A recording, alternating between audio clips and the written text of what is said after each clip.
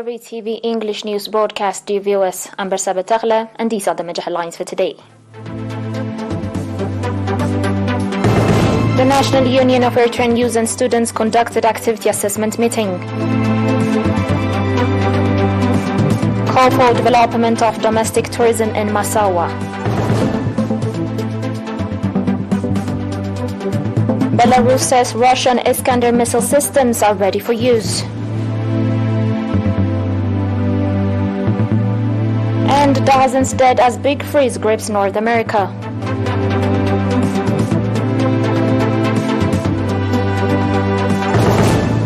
On your local reports, the National Union of Eritrean Youth and Students conducted activity assessment meeting of 2022 and plan of action for 2023 on 23 and 24 December. At the meeting, in which heads from the central office and regions as well as youth representatives took part, it was reported that commendable achievements have been registered in conducting civic education in all high schools with a view to develop awareness of students, training program in cooperation with partners to develop the vocational capacity of the youth, programs in ensuring the participation of the youth in the development drives, awareness-raising activities to widen the understanding of the youth on their history and societal values, as well as seminars to raise the perspective of the youth on the objective situation. The participants conducted extensive discussion on the report presented and adopted various recommendations, including for providing due attention in strengthening awareness and organization of the youth, to prepare promotional materials to college students compatible with their standard, strengthen role of cadres in the activities of the union, underpin the role of youth workers in the national development programs, design viable cultural and promotional programs, as well as to provide due attention to innovation and creativity initiatives. Speaking at the occasion, Mr. Saleh Ahmeddin, chairman of the National Union of Eritrean Youth and Students, said that carrying out effective and quality programs in high schools, SAWA and colleges is the main activity of the union for 2023 and called for reinforced participation in the implementation of the programs. Mr. Yusuf Sail, head of organizational affairs at the PFDJ, on his part called on the youth to strengthen capacity and participation in the national development programs.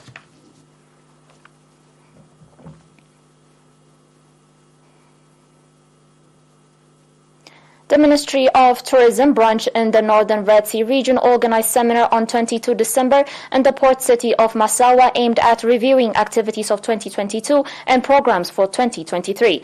At the meeting, in which honors and representatives of social service provision institutions took part, Mr. Abraham Tesfa Mariam, head of research and resources follow-up, said that the Ministry of Tourism, in cooperation with the National Confederation of the Eritrean Workers, has been organizing training programs with a view to enable honors and workers in the tourism service provision institutions to provide effective and timely service to customers. Mr. Abraham also called on the honors and workers in the sector to strengthen participation in the effort to develop domestic tourism and thereby the tourism industry. Noting on the tourism resources Eritrea possesses, Mr. Haile Asfaha, administrator of Massawa City, called for active participation of honors and workers in the tourism service provision institutions and the development of the sector.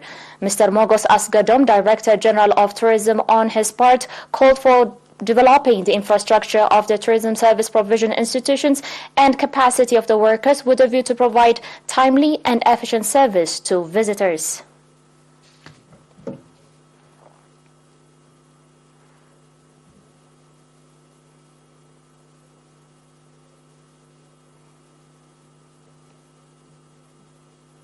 On your last local report, Shi'ib Health Center, alongside its regular health service provision, is carrying out praiseworthy activity in raising the awareness of the public in controlling the prevalence of malaria.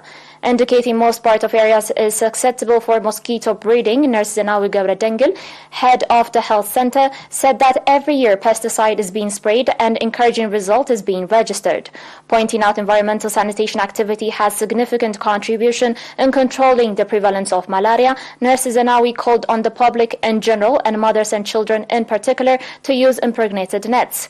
Mr. Abu Bakr Ibrahim, administrator of the subzone, on his part, said that controlling malaria prevalence is not to be left to health professionals only and called on the public to strengthen participation.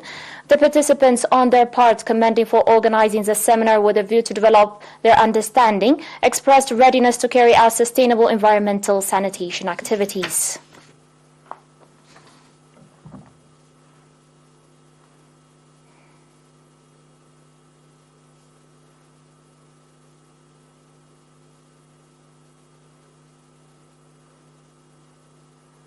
Dear viewers, we'll be back with your international reports after the short break.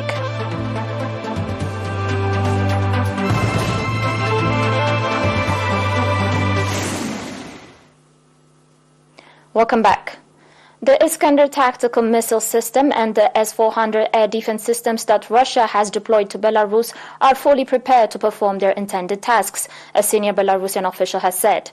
It is unclear how many of the Iskander systems capable of carrying nuclear weapons have been deployed to Belarus after Russian President Vladimir Putin said in June that Moscow would supply Minsk with the Iskander and their air defense systems. The news comes amid Moscow's increasing pressure on Minsk to aid its invasion of Ukraine, now in its 10th month and with no end in sight. Russian forces used Belarus as a launchpad for their abortive attack on the Ukrainian capital Kiev in February, and there has been a growing flurry of Russian and Belarusian military activity in recent months. The Iskander-M, a mobile guided missile system codenamed SS-26 Stone by NATO, replaced the Soviet Scud. Its two guided missiles have a range of up to 500 kilometers and can carry conventional or nuclear warheads.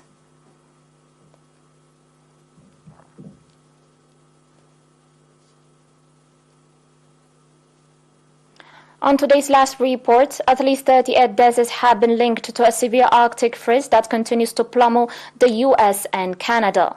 Officials say 34 people died across the U.S., with the worst hit area being the city of Buffalo in the New York State. 4 fatalities occurred in Canada when a bus rolled over on an icy road near the town of Merritt in the western province of British Columbia. The scope of the winter storm has been unprecedented, stretching from Canada as far as south as the Rio Grande. Forecasters say storm will ease off in the next few days, but the advice remains to avoid traveling unless essential. The storm has wreaked havoc for days, but power has been steadily restored after early blackouts. Fewer than 200,000 customers were without power as of yesterday afternoon, and thousands of flights have been cancelled, preventing many people from reaching their families at Christmas time.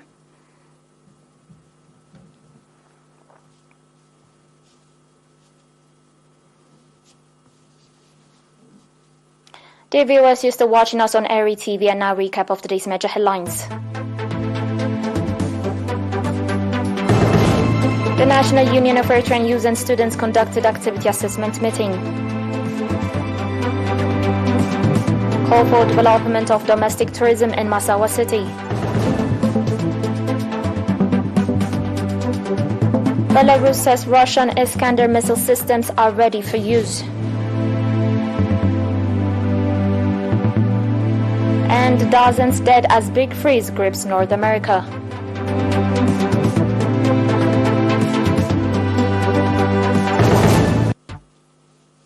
Dear viewers, that was it for today. Thanks for watching.